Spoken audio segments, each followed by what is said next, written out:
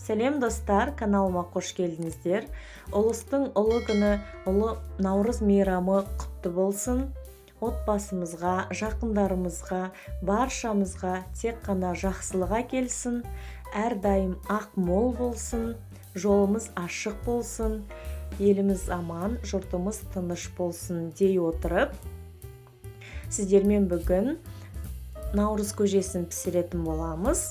Әркім әртүрлі жасайды, дегенмен де мен өзімнің жасалу әдісімді сіздерге көрсетемін. Ол үшін видеоны толықтай қараңыздар. Наурыз көжені 7 немесе 9 түрлі затпен пісіреді. Мен ет, арпа, перловка, бидай, тары, күріш, құрт, айран, су және тұз қосатын боламын. Соның барлығымен менде 9 болды. Ең алдымен суымызға етімізді салып пісіріп аламыз. Етіміз 2-2,5 сағат піседі. Піскеннен кейін етімізді шығарып аламыз.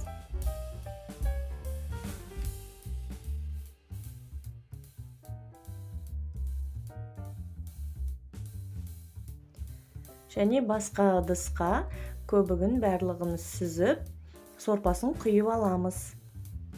Қосатын заттарымыздың барлығын алдын ала жуып, дайындап қоямыз. Ең біріншіден мен перловка қосамын, өйткені перловка арпа, ол көп ұзағырақ піседі.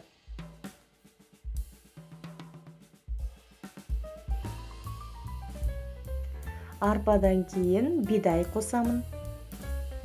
Жақсылап араластырып аламын.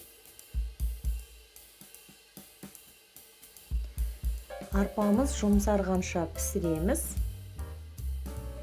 Перловка мен бидайымыз жұмсақ болған соң үстіне күрішті саламыз. Жақсылап араластырамыз.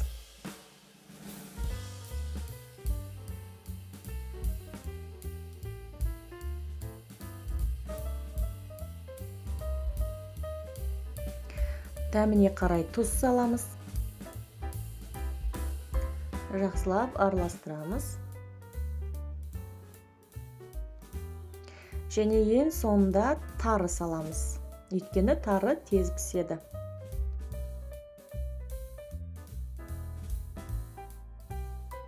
Жақсылап араластырып пісіріп аламыз.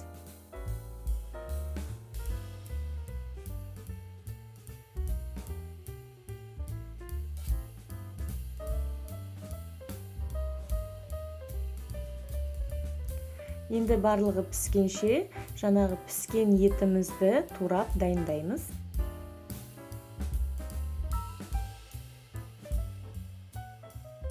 Міне біздің көжеміз пісті, астын отты өшіреміз және туралған етімізді қосамыз.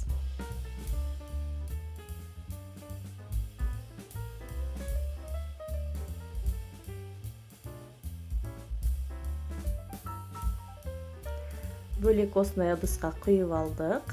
Татымына қарай құрт саламыз.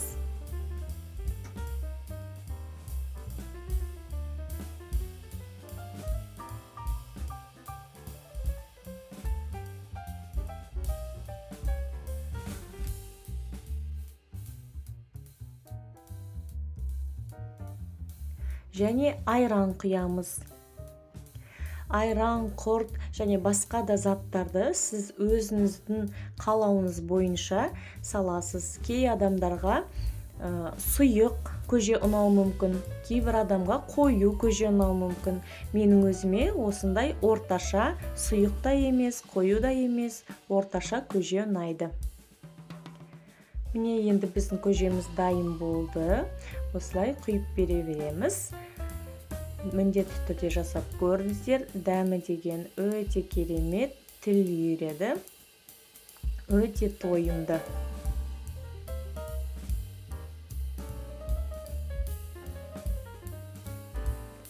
Не достар, біздің наурыз мейрамына арналған наурыз көжеміз дайын болды.